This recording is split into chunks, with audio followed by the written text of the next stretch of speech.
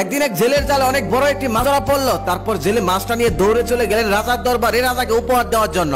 রাজা মাছটা পেয়ে অনেক খুশি হলো, কারণ সেই রাজা আবার মাছ অনেক পছন্দ করতো। তারপর রাজা খুশি হয়ে তাকে 500 টাকা পুরস্কার দিলেন। তারপর জেলে সেখান থেকে খুশি হয়ে চলে আসতে লাগলো। রাজার পাশ থেকে রানী বলতেছে, এই সামান্য মাছটার জন্য আপনি জেলেকে 500 টাকা দিলেন, আপনি বরং খুশি হয়ে তাকে 80 থেকে 100 টাকা দিতে পারতেন। এখনই মাছটা ফেরত দেন আর 500 টাকা ফেরত নেন। তখন রাজা বলতেছে, কি বলো রানী, রাজার কথা নড়চড় করা অসম্ভব, আর এটা রাজ দরবারের মান সম্মানের ব্যাপার। তখন রানী বলতেছে, আমি আপনাকে একটা বুদ্ধি দেই, সেই বুদ্ধি অনুযায়ী কাজ করলে আপনার মান সম্মানও যাবে না, মাছও জেলে ফেরত নেবে, টাকাও ফেরত দিবে। তখন রাজা বলল, কি বুদ্ধি? তখন রানী বলতেছে, আপনি জেলেকে ডাক দিন, ডাক দিয়ে বলবেন তোমার এই মাছটা পুরুষ না মহিলা।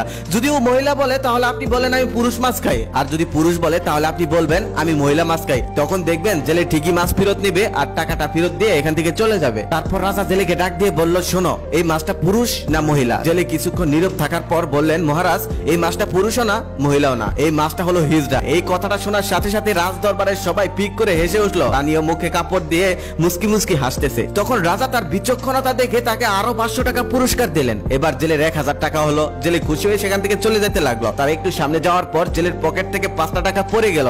জেলে আবার সেই টাকাটা তুলে চুমু দিয়ে কপালে ঠেকিয়ে পকেটে রেখে দিল। তখন মহারানী রাজাকে বলতেছে, দেখুন দেখুন ওই জেলেটা কত লোভী, আপনি ওকে 1000 টাকা দিলেন, তারপরেও সে 5টা টাকার লোভ সামলাতে পারলো না। রাজা তখন বলল, ঠিকই তো বলেছ। তারপর জেলেকে ডাক দিয়ে বলল, এই লোভী জেলে, তোকে আমি 1000 টাকা দিলাম, তারপরে তুই আবার 5টা টাকার লোভ সামলাতে পারলি না, টাকাটা তুলে আবার চুমু খেয়ে পকেটে রেখে দিলি। এখান দিয়ে কত গরিব মানুষ আসা যাওয়া করে, তারা তুই 5টা টাকা নিতে পারতো, তাই না? তুই আবার টাকাটা তুলে চুমু খেয়ে পকেটে রেখে দিলি। সত্যি তুই লোভী, আর এখন তোর ওই লোভের কারণে তোর বিচার করা হবে। তখন জেলে বলতেছে, মহারাজ, আমি লোভের কারণে এই টাকাটা তুলিনি, আমি এই টাকাটা তুলে চুমু খেয়ে পকেটে রেখেছি এই কারণে, কারণ এই টাকার মধ্যে আপনারা রানীমার নাম লেখা আছে। এই টাকাটা যদি কেউ পিষে দেয় তখন তো রাজা রানীমার মান সম্মান নষ্ট হবে, তাই আমি এই টাকাটা তুলে চুমু খেয়ে আবার পকেটে রেখে দিয়েছি। রাজা তখন আরো খুশি হয়ে গেল, আরো খুশি হয়ে তাকে আরো 1000 টাকা দিল।